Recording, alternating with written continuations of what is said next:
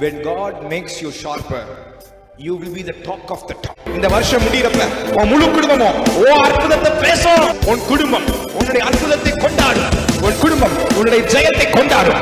எந்த குடும்பத்தார் உன்னை குறித்து அழுதார்களோ அதே குடும்பத்தாரே கர்த்தர் உன் ஜெயத்தை கொண்டாட வைப்பார். God is assigning you as a heavenly agent to deal all the mountains that your family is suffering from. உன் குடும்பம் சந்திக்கிற எல்லா வேதனையின் தடைகளின் பாதைகள மலை போல இருக்கிற துன்பத்தை கர்த்தர் பனி போல மறைய பண்றதுக்கு ஒன்னதான் ஒரு கூர்மையான பட்டயமாய் கர்த்தர் பயன்படுத்துவார். எந்த காரியமும் பிள்ளைகளுக்கு கடந்த காலத்துல தடையா இருந்ததோ இந்த சீசன்ல கர்த்தர் அதே தடையை வழி திறக்க பண்ணுவார். எரிகோவை பார்த்து நீ ஷவுட் பண்ண ஆரம்பி.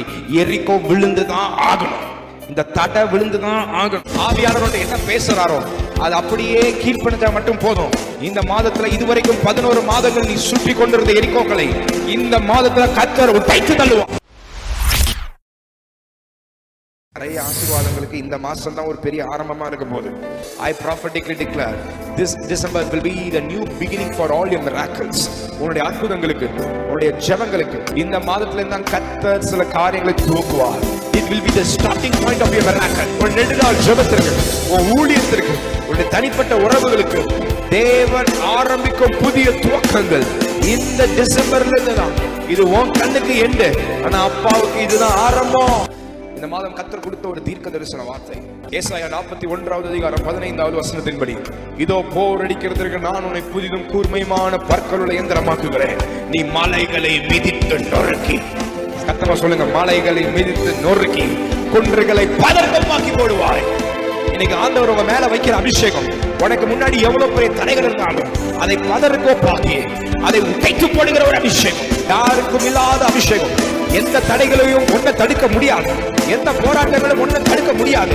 காரணம் உன் மேல இருக்கிற அபிஷேகம். மலைகளை மிதித்து நொறுக்குகிற அபிஷேகம். குன்றுகளை பதர்க்கோப்பாக்கி போடுகிற அபிஷேகம். 2026க்கு முன்னாடி போறதுக்கு முன்னாடி ஆண்டவர் உங்களை டம்மியா பார்க்க வைக்க கூடாதுன்னு விரும்புறாரு. அதனாலதான் உங்களை ஷார்ப் ஆக்குறாரு. ஒரு பென்சிலை எதுக்கு ஷார்ப் ஆக்குவீங்க? யூஸ் பண்ணதானே. நான் விசுவாசிக்கிறேன் இந்த மாசம் உங்களை ஆண்டவர் ஷார்ப் பண்றாருன்னா வருகிற நாட்கள்ல கர்த்தருடைய ஆவியானவர் உங்களை யூஸ் பண்ண போறார். He's going to use you for his glory. அவருடைய மகிமைக்காக அப்பா உன்னை பயன்படுத்துகிறதை பார்ப்பாய். நிறைய பேர் ஜெபிக்கிறீங்க, கர்த்தரை பயன்படுத்த மாட்டாரா? எஸ், இந்த மாசம் உன்னை கூர்மையாக்குவார். இனி வருகிற நாட்களை பயன்படுத்துவார். ஆண்டவர் உங்களை எப்படி எழுப்ப விரும்புறாரு தெரியுமா? இந்த தடையோடயே வாழ்ந்துடலாம் அப்படின்னு ஒரு முடிவுக்கு வந்துட்டீங்கல்ல, ஆண்டவர் சொல்றாரு, இனி இந்த தடை உன்கிட்ட இருக்க போவது இல்லை.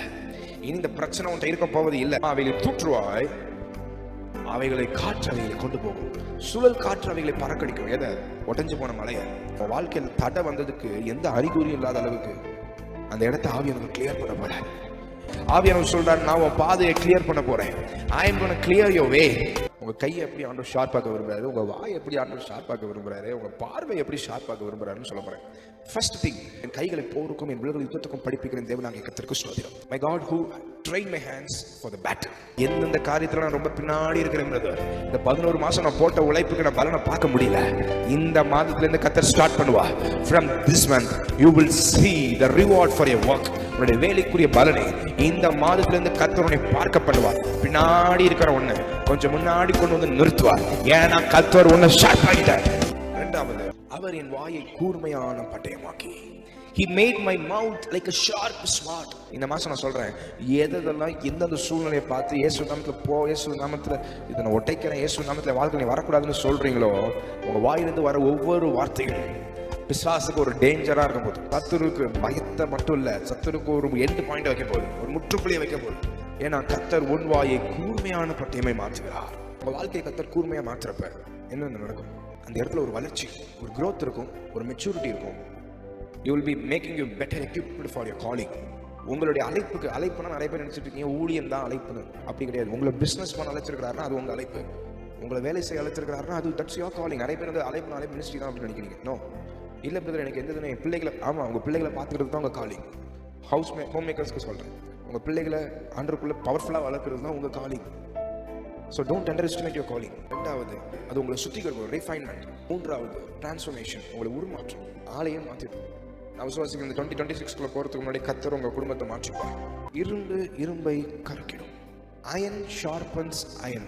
Did God use your colleagues or your friends or your divine connections to make you sharper? Yes, of course. ஆண்டவர் யாரை கொண்டு ஷார்ப் பண்ணுவார்? Godly friends.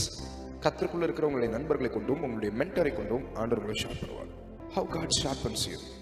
First thing, through prophetic guidance and corrections. நீங்க தவறுகள் செய்யறப்ப இல்ல செஞ்சிருக்கலாம் இல்ல செஞ்சுட்டு இருக்கலாம், அதை கர்த்தர் சில பேர் மூலமா ப்ரொஃபட்டிக்கலா திருத்துவார், கரெக்ட் பண்ணுவார், சரிப்படுத்துவார். அந்த காரியத்தில் நீங்க சரியாகிறப்ப உங்களை ஆண்டவர் ஷார்ப் ஆக்குவார். தேவனுடைய வார்த்தையானது பசங்க சொல்லுங்க ஜீவன், இட்ஸ் ஹாஸ் அ லைஃப். ரெண்டாவது அதுக்கு பவர் இருக்கு, வல்லமை இருக்கு. மூணாவது இருபுறமும் கருக்குள்ள எந்த பட்டயத்திலும் கருக்கானது. ஆண்டவர் எப்படி உங்களை ஷார்ப் ஆக்குவார்? வார்த்தையினால ஷார்ப் ஆக்குவார். Through the word of God you will be getting sharper. இந்த கர்த்தருடைய வார்த்தை என்ன செய்யணும்னு சொல்றேன். ஃபர்ஸ்ட் உங்களை அலைன்மென்ட், உங்களை சரியான அலைன்மென்ட்க்குள்ள போக வைக்கும்.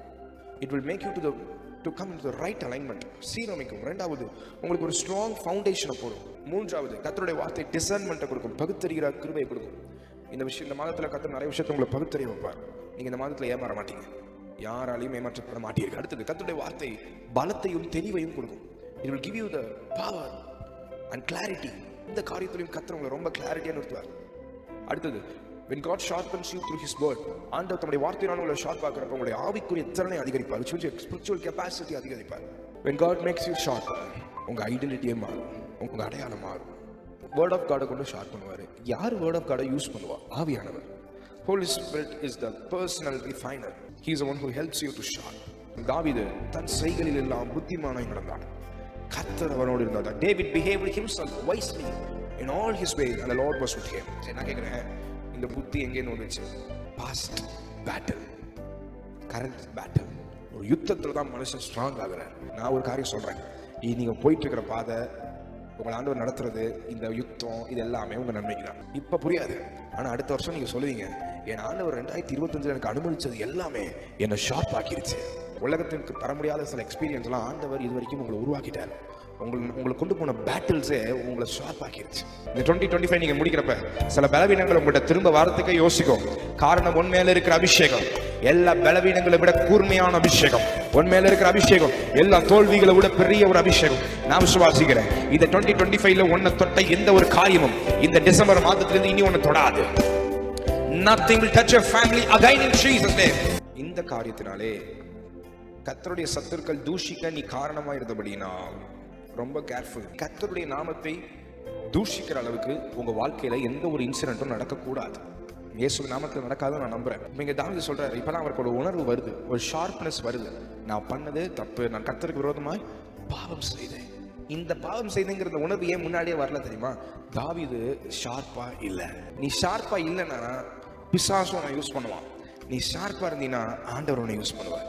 When you make a mistake and immediately when you have a conviction of the Holy Spirit, நீங்க ஒரு தவறு செய்யறப்ப இமீடியட்டா ஆவியானவர் உன்னை உணர்த்துறாரு, இல்லப்பா நீ பண்றது தப்புன்னு உங்களுக்கு உணர்வு வருதுன்னு வைங்களேன், நீங்க சேஃபான ஜோன்ல இருக்கீங்கன்னு அர்த்தம். இல்ல பிரதர், நான் தவறு செய்யறப்ப எனக்கு எந்த உணர்வும் வரல அப்படின்னா you are in the danger zone அர்த்தம். தாவீது ராஜாவா ஆகிறதுக்கு முன்னாடி ஒவ்வொரு ஸ்டெப்லையும் ஆண்டவர் ஃப்ரண்ட்ல வச்சு போன ஒரு மனுஷன், ஷார்ப்பா இருந்த ஒரு மனுஷன், சிங்காசனத்துல போய் உட்கார்ந்ததுக்கு அப்புறம், அத்தாரிட்டி கையில வந்ததுக்கு அப்புறம், நல்ல கம்ஃபர்ட்டான ஒரு லைஃப் வந்ததுக்கு அப்புறம் ஷார்ப்னஸ் குறையுது.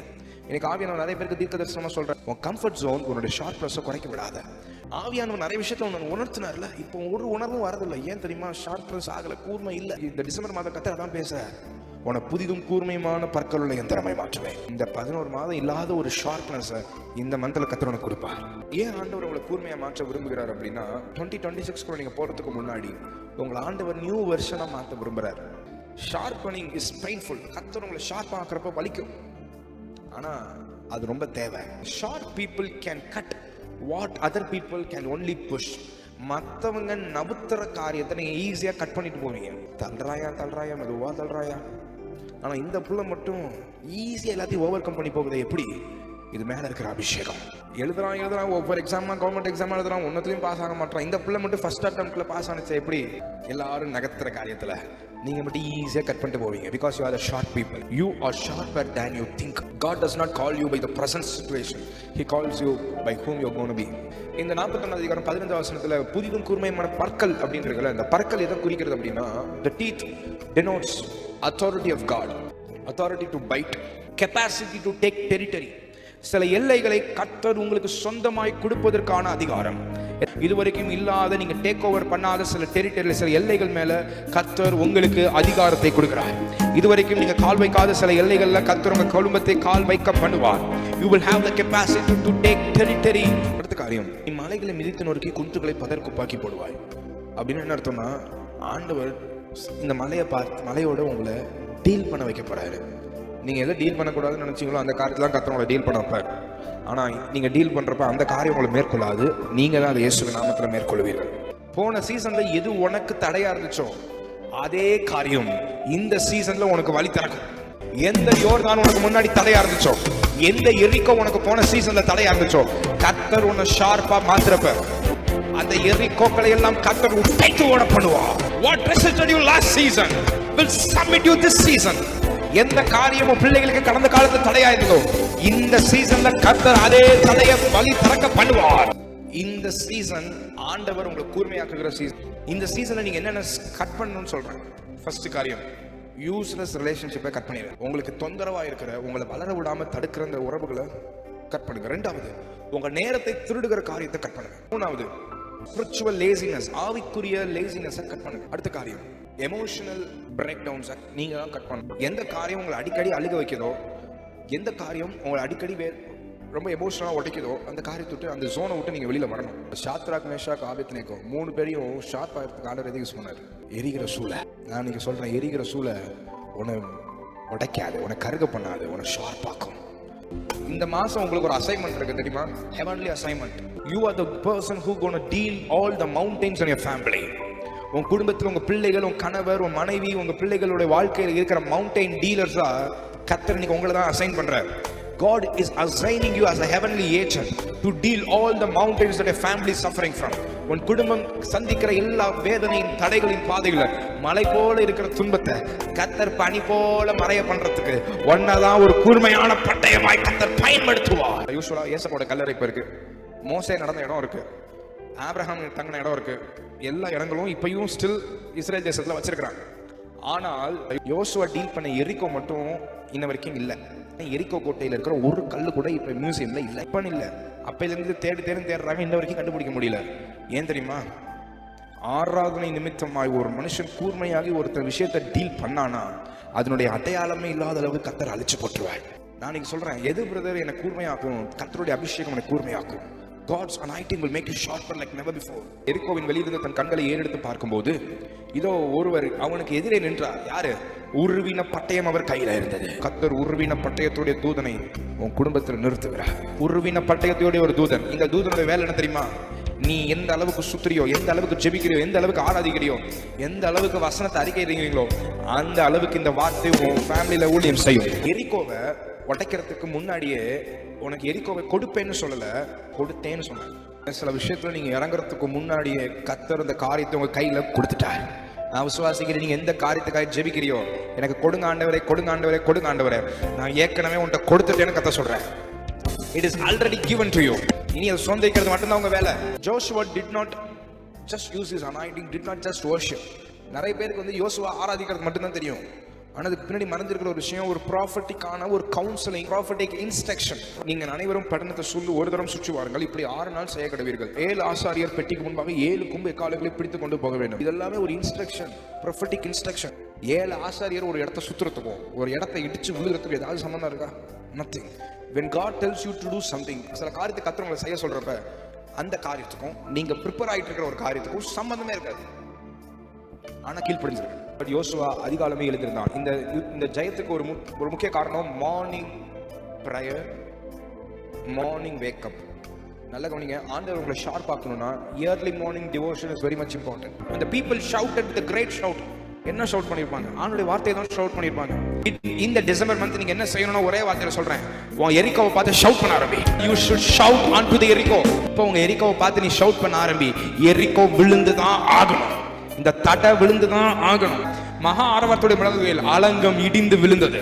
உடனே ஜனங்கள் தங்களுக்கு நேராக பட்டணத்தில் ஏறி பட்டணத்தை பிடித்தார்கள். Every man straight before him and they took the city. இன்னைக்கு நான் சொல்றேன், நீங்க இருக்கிற சிட்டிக்கு மேல கர்த்தர் உங்களுக்கு ஒரு அதிகாரத்தை கொடுக்கிறார். உங்க மேல இருக்கிற அபிஷேகம் உங்க அற்புதத்தை பிடிக்கிற, கேட்ச் பண்ற ஒரு அபிஷேகம். Your anointing will catch up your miracles. நீங்க சும்மா 7 நாள் சுத்தி ஜெபிச்சா மட்டும் போதும். ஆண்டவர் சொல்றதை அப்படியே செஞ்சா மட்டும் போதும். ஆவியானவரோட என்ன பேசுறாரோ அது அப்படியே கீழ்ப்படிஞ்சா மட்டும் போதும். இந்த மாதத்துல இதுவரைக்கும் 11 மாதங்கள் நீ சுற்றி கொண்டிருந்த எரிகோக்களை இந்த மாதத்துல கர்த்தர் உடைத்து தள்ளுவார். இந்த மாதம் நீ எரிகோவை தகர்க்கிற ஒரு மாதம், நீ மலைகளை நொறுக்குகிற ஒரு மாதம். உன் மேல இருக்கிற அபிஷேகம் புதிதும் கூர்மையுமான பற்களுடைய எந்திரமாய் உன்னை மாற்றும். When God makes you sharper, you will be the talk of the town. யோசுவா 6:27 இவ்விதமாய் கர்த்தர் யோசுவாவோடு கூட இருந்தார், அவன் கீர்த்தி தேசம் எங்கும் பரவிற்று. When God makes you sharper, கர்த்தர் உங்களை கூர்மையா மாத்துறப்ப முழு டவுன்லயும் உன்னை பத்தி தான் பேசுவாங்க. As a prophet of God, I prophetically declare this word over you. இந்த வருஷம் முடியறப்ப உன் முழு குடும்பமும் அற்புதத்தை பேசும். Your family will not complain about you, will celebrate your success. உன் குடும்பம் உன்னுடைய அற்புதத்தை கொண்டாடும். உன் குடும்பம் உன்னுடைய ஜெயத்தை கொண்டாடும். எந்த குடும்பத்தார் உன்னை குறித்து அழுதார்களோ அதே குடும்பத்தாரே கர்த்தர் உன் ஜெயத்தை கொண்டாட வைப்பார். நீங்க சில பேருக்கு தீர்க்கதரிசனமா சொல்றேன், எந்த பாண்டேஜஸ் உன்னை உடைக்க பிசாசு அனுப்புனானோ உன் மேல இருக்கிற அபிஷேகம் அந்த பாண்டேஜஸ் உடைத்து போடும். It will not break you, you will break the bondages. ஆவியான தெளிவா பேசுறேன், you will not break again. Brother, போன வருஷம் இதே மாசத்துல எனக்கு இந்த பிரச்சனை வந்துச்சு பிரதர், எனக்கு இந்த மாசத்துல வரும் பயமா இருக்கு. வராது. ஆவியானவர் சொல்றாரு, you will not break again. உன் பொருளாதாரத்துல நீ மறுபடியும் உடைய மாட்ட, உன் குடும்ப உறவுகளை நீ மறுபடியும் உடைய மாட்ட. You will not suffer this pain again in your life. இந்த வேதனையை திரும்ப அனுபவிக்க மாட்டாய். நீ அசைக்க முடியாத ஒரு சீயோன் பர்வதம். You are an unshakable Mount Zion. கர்த்தர் உன்னை அப்படிதான் நிறுத்துகிறார். நீ மலையின் மேல இருக்கிற மட்டனம், நீ மறைந்திருக்க மாட்ட. எவ்வளவு புயல் அடிச்சாலும் எவ்வளவு காற்றடிச்சாலும் you will not be shaken anymore. உன் ஜாப்ல இனிமே நீ அசைக்கப்பட மாட்ட.